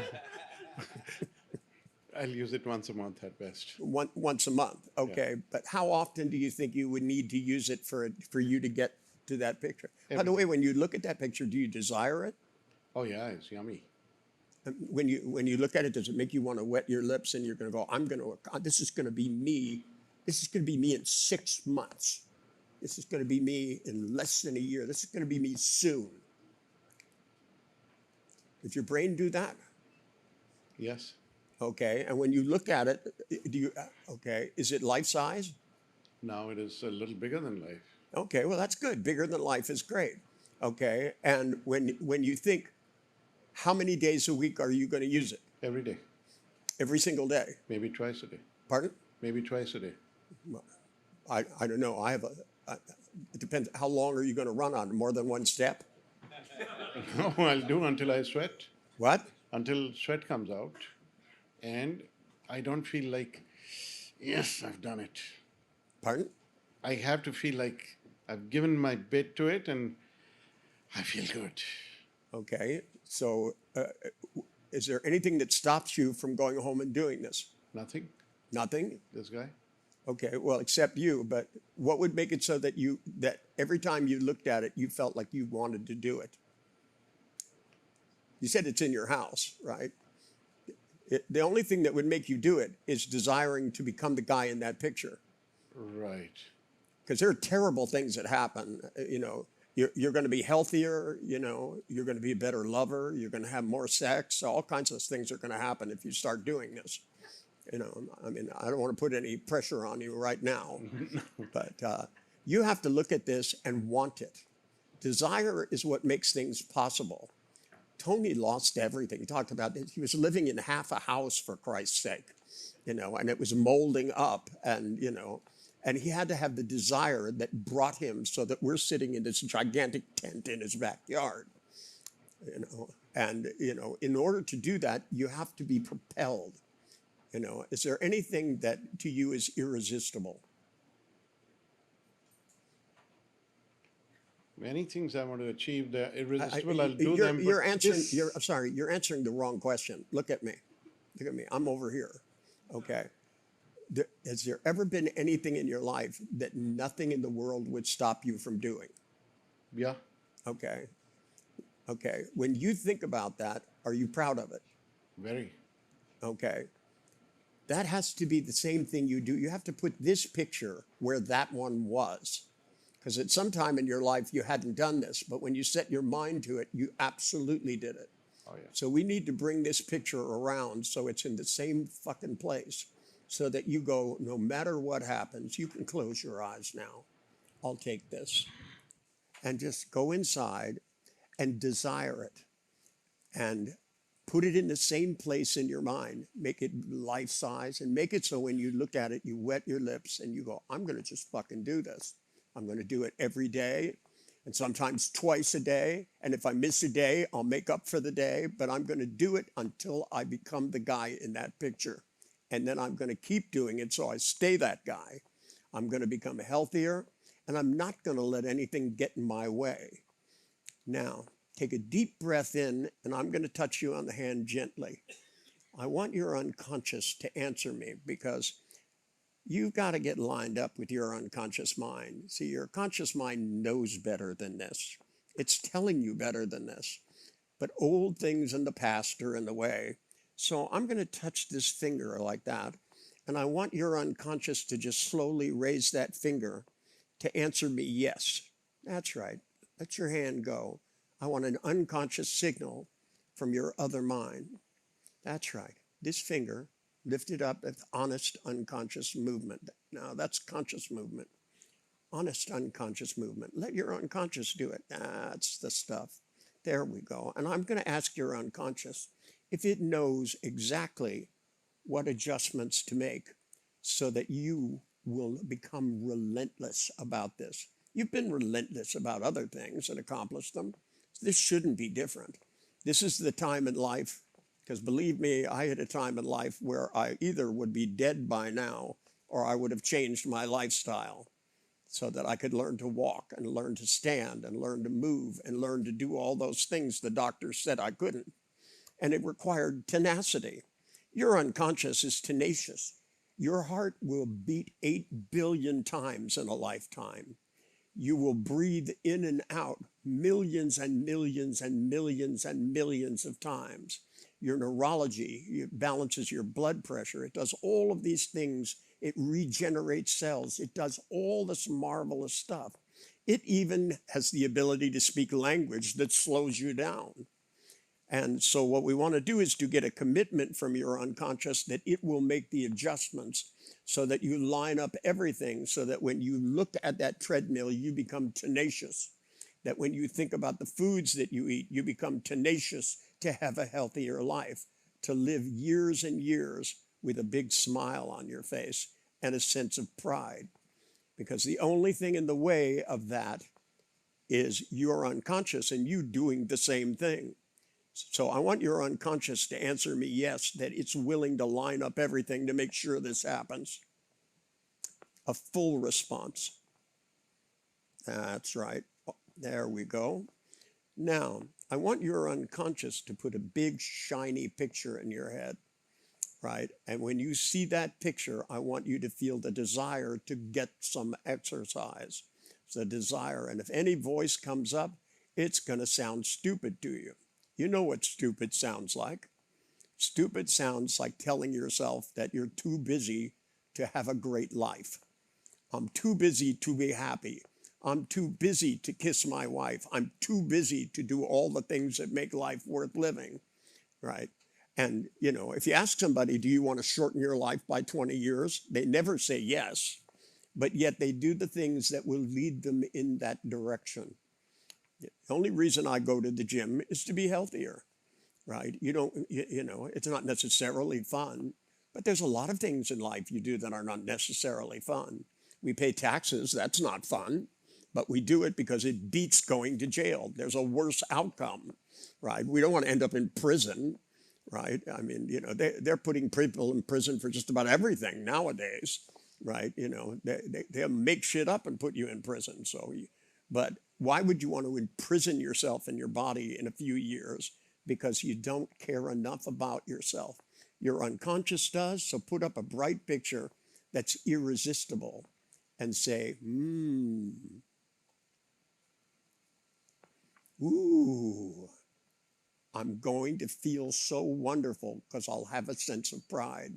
Now, if you look at yourself in the picture being more fit and you see yourself being proud of yourself, I want you to just want to be that guy so much you can't stand it.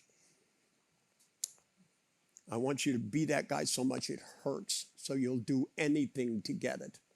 That's what makes all of this work. Now, I'm going to touch you on the wrist. That picture is going to firmly lock in your mind. Your unconscious is going to keep its agreement with me. You're going to come out with an overwhelming sense of commitment, because sometimes we have to make deals with ourselves. There are a lot of stuff we have to do that we don't want to do, and some of it takes time. And when it takes time, the more you do it, the better you feel. The first step on the treadmill is the hardest. Everyone after that becomes easier, because if you stop, you'll fall off. But you got to get on every day. So 1, 2, 3, wake up, eyes open. Now, let me ask you this. How do you pronounce your first name? I'm sorry. Puneet. Polit? Puneet. Polit. Okay, Polit. The N. Puneet. I know. Just because I see it doesn't necessarily mean I know how to pronounce it. Ask your unconscious. Trust me, I've been a lot of places and really mispronounced a lot of names over the years. So I try to be careful about that. I don't like to call people the wrong name. You know, their unconscious gets mad at me. It doesn't work out well. Okay, when you think about getting on the treadmill now, do you think you're going to do it?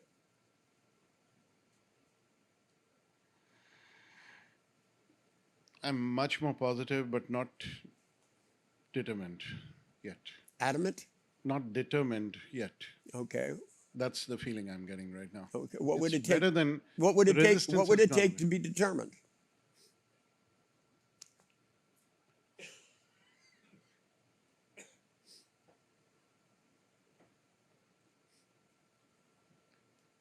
I don't know if it's a carrot or a stick, but either of them.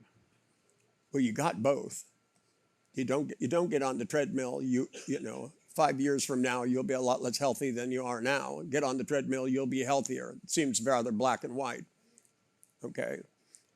And that's not enough carrot and stick with you, because I could make it so that if you don't do it, I come back next year and beat the crap out of you. I'd love it. Be more than happy to. I'm good at it. It's one of the things I learned in my childhood. I'm extremely good at, you know. But that seems ridiculous to me. It seems to me that you should want it so much that the idea of not doing it seems as stupid as it really is. Right? Whether you do it 3 times a week or 5 times a week or 7 days a week, doesn't matter. What matters is that you do it, and that the more you do it, the more you feel how good it makes you feel. Right? The first few times are always the worst. Trust me. When I first started going to the gym, when I first started walking, oh man, I can't tell you how much that hurt. Right? When I first started exercising and using muscles I'd never used, I'd wake up in the middle of the night, and just going to pee was like an act of fucking God. You know, it was, you know, my legs killed me. But sometimes you know that in the long run, because you're not thinking about now, you're thinking about down the road. Are you married? Yeah. Okay. Did you think that it was all going to be fun and games getting married? Initially, yeah. Pardon? Yeah. I thought it'll be fun and games. Okay. Okay. You didn't think there would be any struggles at all? They didn't come to my mind at that time. At that time, okay. Right, so you didn't think it through real clearly. True. Right, but was it worth it? Totally. Surely, okay. Sometimes you have to do things that are harder than you think they're going to be, but in the long run, it pays off. This is one of those things, and it doesn't matter to me whether you do it or not, but if you don't let yourself look at it, and if you don't look at that picture of that guy and feel desire, you're never going to do it. You have to want to be him more than you want to be him. Is that true? True. Well, that's the carrot. You know, and if you want to do it, then do it. If you don't, don't. Just that simple. I'm sorry, I'm just screwing with you now, just because I can. Okay, so let me ask you this. What's the most determined thing you've ever been? When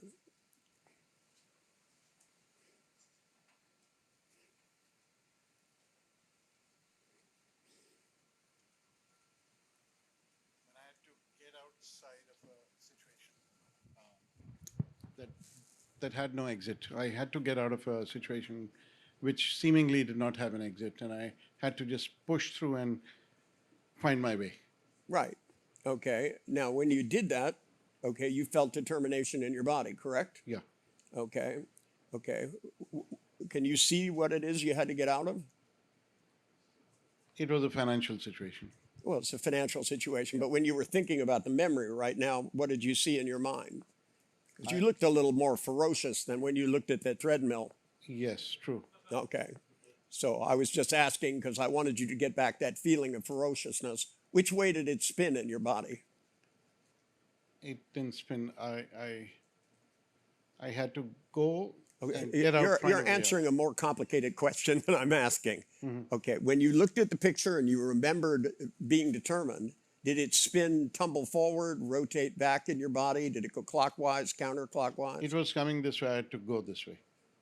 It was, It was coming in like this, and I had to evade and go forward. okay, so it spins this way when you're doing the right thing.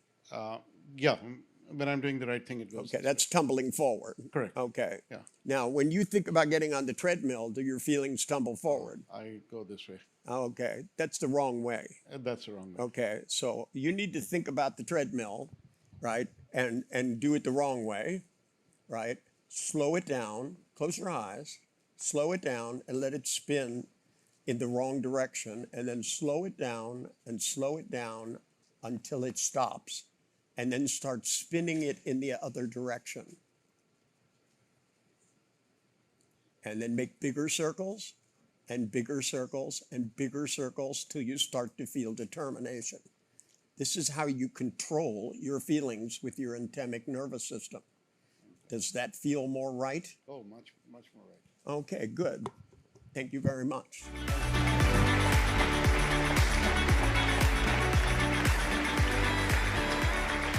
Yes. I appreciate this like a masterclass in watching hypnotherapy and helping people so much. It's magic to watch. Is it easy to teach us how to get people into trance, into hypnosis? And who's us? Oh, everybody. Yeah, well, I can teach you how to go into a trance. I've been a hypnotist for 54 years. And to me, you have to know what it looks like to get somebody there. I did this by using machines. I had brainwave machines and would trance people down because there is an infinite number of trances. Yeah. Some are more useful for some things than others. A lot of hypnotists, try to stay out of trance. I try to take people into trance because I think we all resonate. And as much as I can resonate, like when you're sitting around a campfire and one person starts yawning, everybody starts yawning. We have a connection with each other. Yeah. See, I know this as a physicist because of my favorite experiment. My favorite experiment is they took a yogurt culture and they took the yogurt culture and they measured its electrical current and they fed it milk, which is what yogurt eats, and it went wild. Then they divided it in half and they fed half of it and the other half went wild. And then they put it further and further and further apart. And when they fed this part would respond. Then they put things in between. They put lead shielding and electromagnetic fields, and it didn't seem to matter. They ended up at Stanford having it at opposite ends of the linear accelerator, and still yogurt knew when the other yogurt was eating, because insofar as we're similar, we share energy. That's things. When you make a photon of light, you always get two, and they go in opposite directions. And if the electrical field and the magnetic field are going like that, that's what laser light looks like. It's where it's perfectly aligned. When you turn a laser light like this, because it goes through biorefringent material, this one over here turns too. And which ultimately means we'll have faster than light communication. But to me, what it means is if I can control my state, it's easier to control yours. Yeah. So when you say, can I teach you how to put somebody in a trance? I can show you how to relax. And I intend to do that in a few minutes. So if you're in a hurry, we could do it now. Sounds great. All right. Why don't you sit down, put your feet on the floor, put your hands on your thighs like this, and rub it back and forth in opposite directions. So one forward, one back, one forward, one back. Okay. And then all of a sudden, pull them both back and push them both together. Take a deep breath in through your mouth. Hold it for a second, slowly let it out through your nose, close your eyes and go inside and relax. And relax your shoulders, relax your chest, relax your arms, relax your hand. And then I want you to think to yourself, I'm going to lift one of my hands as slowly as humanly possible. That means almost one neuron at a time, so that when you lift that hand up, it will allow your unconscious to come forward and your conscious mind to just step back. And there's a lot of conscious stuff going on in what I've been talking about so far, but your unconscious has been breathing, keeping your heart beating, controlling your blood pressure, creating enzymes, and doing millions and billions of things without your knowing about it. And so if you just relax, and when I talked about yawning earlier, the more I yawn, the more you'll feel relaxed, and the more you can let go inside for a moment and think about one past pleasant memory from a long time ago. Something you haven't thought about in years, something with a smile attached to it. I know psychologists like you to go back to past painful memories, but I prefer you just find something wonderful, something that was really pleasurable, and make the picture big and bright, and keep relaxing and drifting down inside yourself. Because what you're doing now is the very same thing you did years and years ago when you first went to school. You went to school and looked at a new task. Okay, they had letters and numbers above the alphabet above the blackboard, and there was a big A and a little a, and you didn't realize it at a time, but all of those letters would become the foundation of reading potentially an infinite number of books about an infinite number of things. Mustard jars, movie titles, name tags. You didn't realize it then because you were building a foundation. Now, if you go into your body and find at this moment, what's the most relaxed? I don't want you to do that by finding out what's tense. Check your legs, check your feet, check the back of your ankle, your stomach, your left shoulder, your right shoulder, your left ear, your cheek, your forehead, and find out what feels the most relaxed. And the minute you find it, start to circle it with your conscious mind. Take your conscious mind and take that relaxing spot and just draw a circle. And as you draw that circle round and round and round, make it a little bigger and a little bigger till it starts to spread across your entire body. Because what you're doing now is focusing on what feels relaxed and what feels good. This allows your unconscious, which has been listening to me the whole time I've been here. I know more about talking to unconscious minds than conscious ones because I studied language that way, and I have hypnotized hundreds of thousands of people in various states to do various things. First-class athletes, children, people with personal problems, schizophrenics, It didn't matter. It's all the same. The brain understands language unconsciously. We think we're conscious when we listen to language, but it all goes in unconsciously, and we understand some of it and not other parts of it. So right now, as you relax, just say to yourself inside your mind, let go, and literally focus on the tip of your forehead and circle your face counterclockwise with your mind. Circle down to the ear, down to the chin, up to the other ear, and to the forehead, and keep circling it while you relax and drift down. Because I'm going to talk to you about a client I had many years ago. I had a client that came to me from a very famous hypnotic institute where they study scientifically hypnosis at Stanford. She was sent to me as an example of somebody who could not be hypnotized, which basically meant she was inside her head and couldn't shut up. And I asked her if she could talk to herself inside her head, but to do so in a softer, lower tone, to slow down the voice, to put yawns in the voice, and just relax with her own internal dialogue. As she began to do that, she began to yawn outside, and she began to drift down, and I noticed that her face softened, that her skin softened, her breathing shallow. And as she did, she began to relax. And in my office, she fell asleep, not into a deep trance, but asleep. I woke her back up because I was supposed to teach her hypnosis. And she told me that she had been an insomniac for years. And I said, well, if you're an insomniac, that just means you have trouble going to sleep. But apparently, you didn't go to sleep with having trouble because you were relaxing your thoughts. See, if we have pictures moving too fast, we need to slow them down. If the voice inside your head is talking too quickly, we need to slow it down. We need to lower the tone of that voice and relax, and then go back to that past pleasant memory and smile when you look at it. A big shit-eaten smile. Show some teeth. Relax and realize you're capable of great pleasure. We're also capable of disappointment. We're capable of all kinds of things.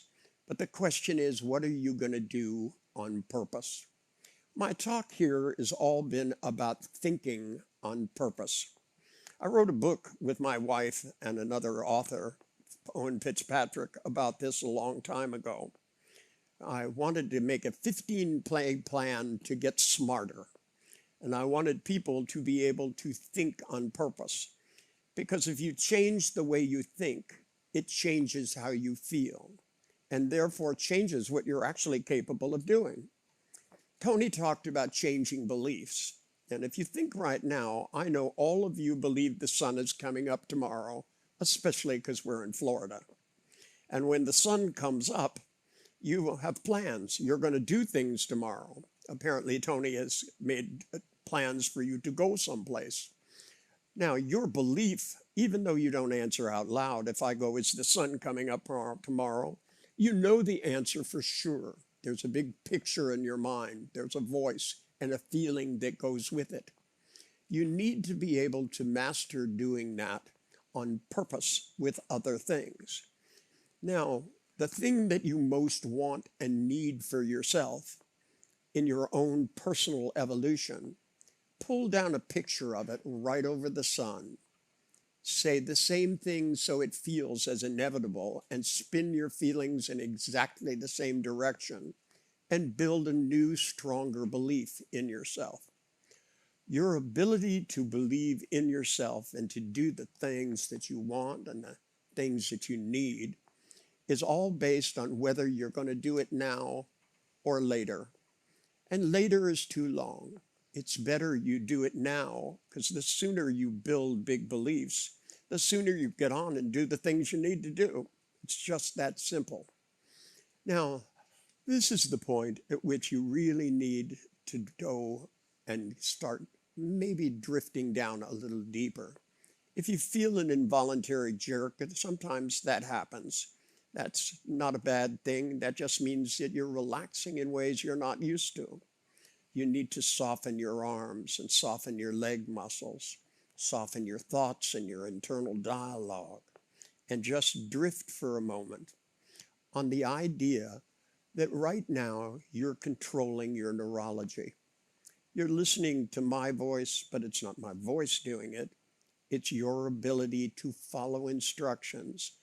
And this is a good chance to line up your unconscious and your conscious thoughts so that they desire and go after the same things. So that rather than letting the past haunt you, you shrink it down to a little dot, blink it black and white, so you get out of bad habits of thought. And when you worry too much, you take that voice and turn it into Bugs Bunny or Sylvester the Cat. Suffer and thuckatash, I'll never amount to nothing. So that you don't take it seriously. The best tool and defense you have against all the bullshit of life is your sense of humor. They always say you're going to look back and laugh. My policy is do it now. Take a deep breath and just giggle a little bit. You can do better than that. That's the stuff. Think of the stuff that holds you back and giggle. Think of the stuff you want and wet your lips. Think of the stuff that holds you back and giggle. It's stupid. And then think of the stuff you want and wet your lips and tell yourself, we can do this easy, we can do it slow, but we're going to do it quickly because it's a lot more fun that way. And wiggle your toes and smile all the way up your legs. Take a deep breath and open your eyes and come back to Tony's tent. Well, I'd like to thank you all. I really have nothing else to say at this point other than thank you. It's been fun. I want to thank Tony for having me here. It was a pleasure, Tony. Keep up the fucking good work. Let's give it up for Richard.